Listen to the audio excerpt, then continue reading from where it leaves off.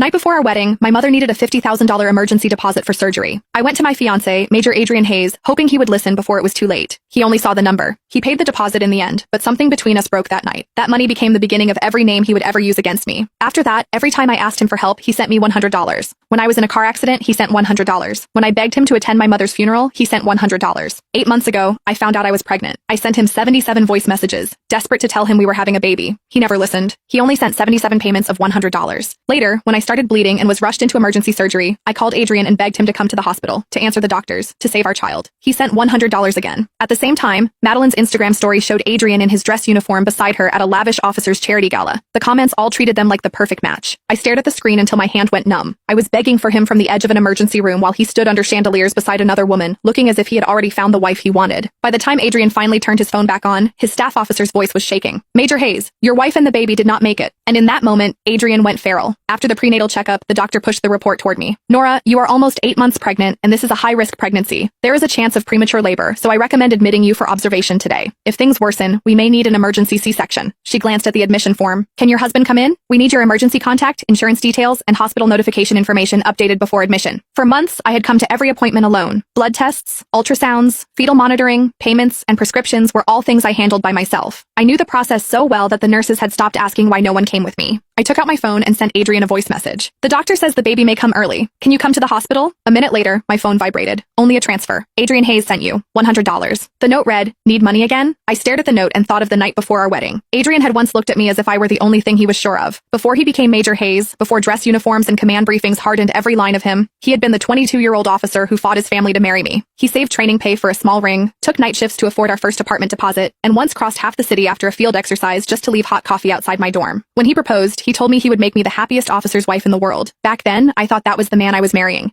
Later, I went to his apartment with my mother's hospital bill in my hand. I had not even finished explaining before he saw the amount. "My mother needs surgery tonight," I said. "Please, just listen to me first." Adrian did not take the bill. "So they were right. My parents said you came after me for money, and Madeline said you would ask for it sooner or later." He looked at the paper in my hand as if it were something filthy. I did not believe them. "Not until you brought a $50,000 bill to me the night before our wedding." I tried to explain, but he was already looking at me like a stranger. "Did you think I could not walk away now that the wedding is tomorrow?" He left the apartment that night without listening. Before I could decide what to do, Madeline sent me to Harlan Price, a donor at the Meridian Hotel who helped military families. I went because I had no other choice. Price caught my wrist in the public lounge and tried to lead me toward the elevators. Adrian arrived before I could pull free, but he did not ask why I was there. An hour later, the hospital called to say the deposit had been paid from his account. That should have saved whatever was left between us. Instead, it became the proof he never stopped holding against me. The money got my mother into surgery. It did not keep her alive.